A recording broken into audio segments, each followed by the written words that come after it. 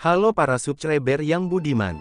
Jadi kami punya kisah di mana kisah ini menceritakan sebuah teror pocong di desa yang begitulah kira-kira. Oke, langsung ajalah lihat ceritanya sendiri kayak gimana.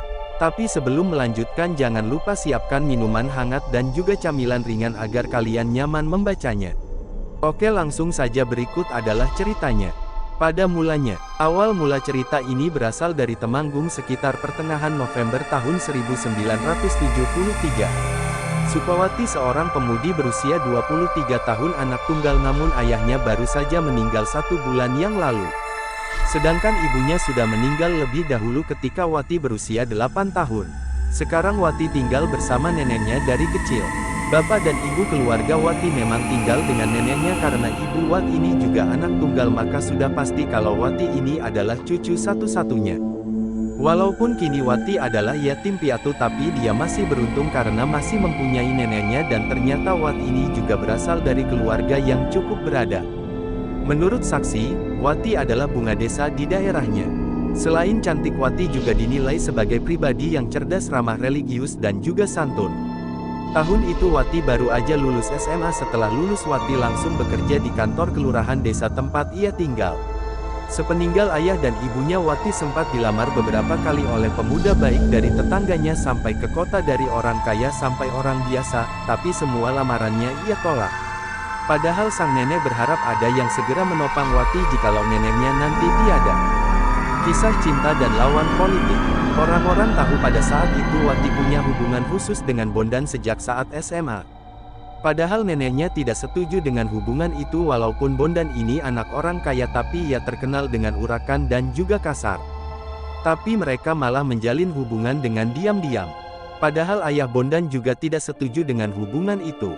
Jadi dulu kakek Wati dan kakek Bondan pernah jadi lawan politik, yaitu sama-sama calon lurah di desa tersebut. Hingga akhirnya kakek Wati yang menjadi pemenang saat itu. Kakek Bondan yang kalah merasa dicurangi dan seakan-akan dendamnya diwariskan kepada cucunya. Intinya yang mana seperti kebiasaan orang Jawa kuno kalau udah berucap pantang untuk tinggal, kira-kira seperti itu. Hubungan asmara antara Bondan Wati semakin menjadi dikhianati. Saat itu Wati sudah mulai kekurangan harus bekerja sendiri karena ia menghidupi sang nenek yang mulai sakit-sakitan. Akan tetapi di akhir tahun 1974 Bondan malah menikah dengan wanita lain. Wati sebenarnya udah tahu masalah perjodohan Bondan dengan wanita ini, tapi Bondan pernah berjanji kepada Wati bahwa ia tidak akan menikah dengan wanita lain selain Wati. Sebenarnya masalahnya nggak sesimpel itu. Tapi konon katanya Wati sedang hamil saat itu. Warga gak pernah lihat Wati lagi sejak pernikahan Bondan. Wati juga udah enggak bekerja lagi dan beberapa bulan kemudian di pertengahan 1975 warga menemukan Wati gantung diri di kamarnya. Jasad Wati baru ditemukan setelah beberapa hari itu juga karena ada tetangga yang lagi pengen jenguk nenek Wati. Sang tetangga awalnya berpikir mengapa nenek tidak pernah terlihat sedang berjemur lagi dan juga Wati yang tidak pernah kelihatan. Sang tetangga akhirnya pun berbasa-basi untuk menengok nenek Wati. Rumah diketuk namun tidak ada jawaban. Tapi karena dari depan rumah tercium bau yang sangat busuk, makanya dia urung. Mungkin karena takut akhirnya dia kembali dan mengajak beberapa warga untuk segera masuk. Kaget dan tak percaya, karena pintunya tak terkunci, langsung saja warga masuk dan langsung menuju kamar nenek Wati. Saat salah satu warga masuk, sebut saja pesantren, nenek Wati seperti ingin terperanjat dari ranjangnya. Sambil menggerakkan jarinya berkata tetapi tidak jelas. Nenek Wati hanya menangis-nangis sambil terus menunjuk-nunjuk ke kamar sebelah, yaitu kamar Wati. Bu Santi segera keluar dan ternyata beberapa warga berusaha membuka kamar Wati yang terkunci. Bau busuk semakin menyengat dan tidak lama pintu berhasil dibuka dan benar saja terlihat kalau Wati sudah gantung diri dengan kain sarung yang dikaitkan ke kayu penopang atap. Jasadnya sudah menggelembung mengeluarkan cairan dan perutnya terlihat seperti orang hamil yang dan cukup besar. Melihat kejadian itu maka gegerlah satu desa pada waktu itu. Sang bunga desa ditemukan tewas gantung diri. Setelah jenazah dimakamkan barulah kejadian-kejadian seram terjadi. Desa menjadi mencekam dan kebanyakan warga bahkan tak berani keluar setelah maghrib. Teror di desa. 3 hari setelah kematian Wati banyak warga yang bersaksi melihat pocong yang mereka yakini itu adalah Sukawati. Salah satunya adalah Dedi.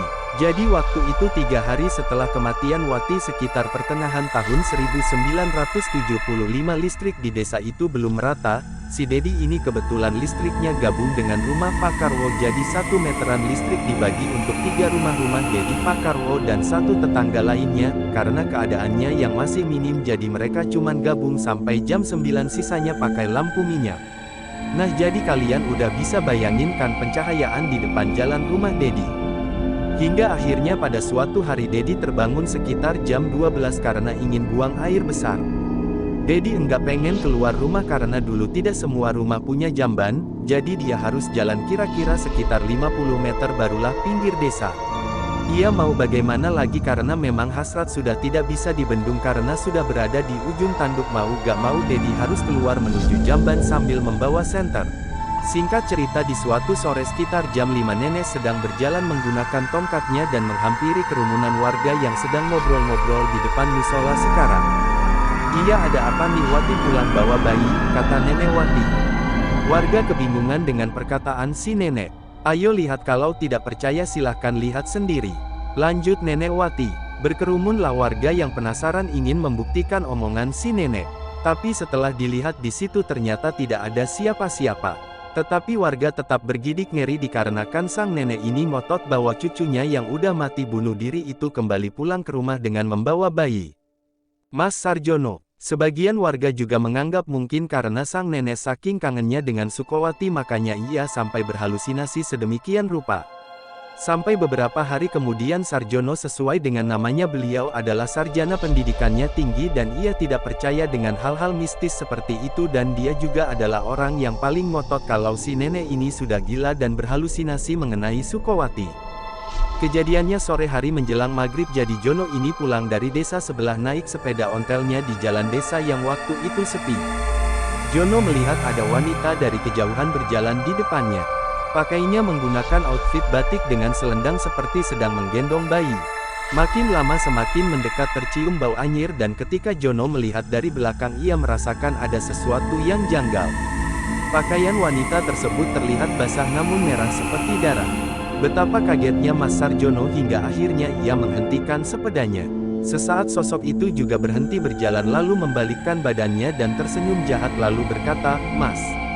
Kemudian sosok tersebut berjalan mundur cepat sekali hingga akhirnya ia hilang di cabut ujung desa. Melihat hal tersebut Jono langsung lari meninggalkan sepedanya. Setelah ia bertemu dengan warga, Jono bersumpah bahwa yang dilihat itu adalah Sukowati. Karena memang ia sangat hafal dengan tahi lalat di bawah matanya dan dia juga mengatakan kalau kejadian itu terjadi sangat cepat karena kejadian itulah maka Mas Sarjono mengubah cara berpikirnya dari yang tidak percaya menjadi sangat percaya. Sukowati dan Bondan, mari kita kembali ke nenek Sukowati. Jadi setiap beberapa hari sekali sang nenek ini sering menghampiri warga yang lagi ngobrol di sore hari dan dia kerap mengatakan kalau cucunya Sukowati kembali pulang ke rumah dengan membawa bayi di kamarnya. Sang nenek bersaksi bahwa Sukowati benar-benar kembali pulang dan kejadian itu terus berlangsung hingga akhirnya sang nenek menghembuskan nafas terakhirnya. Setahun terakhir banyak warga yang bersaksi melihat hantu Sukowati dalam berbagai bentuk ada yang berbentuk pocong ada berbentuk wanita yang sedang menggunakan gaun batik sambil menggendong bayi. Akan tetapi sepertinya ada satu hal yang terlupakan yaitu Bondan mantan kekasih Sukowati yang diduga menjadi penyebab Sukowati bunuh diri lantaran ia menikah dengan wanita lain. Namun usia pernikahan Bondan dengan wanita itu justru tidak bertahan lama terlebih setelah Wati bunuh diri. Sukowati bunuh diri hanya selang beberapa bulan saja setelah Bondan menikah. Setelah kejadian itu ternyata hal-hal aneh kerap dialami oleh Bondan. Ia mendadak stres dan kerap mengamuk. Alhasil sang istri sepertinya tidak tahan dan akhirnya menceraikannya dengan usia pernikahannya yang tidak sampai 1 tahun. Dalam masa gilanya banyak warga yang sering melihat Bondan berbicara sendiri di makam Sukowati.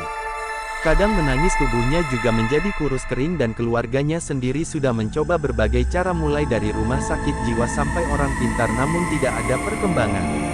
Bahkan pernah di suatu malam Bondan berlari mengelilingi desa sambil berteriak, "Wati Wati aku melu, Wati aku melu."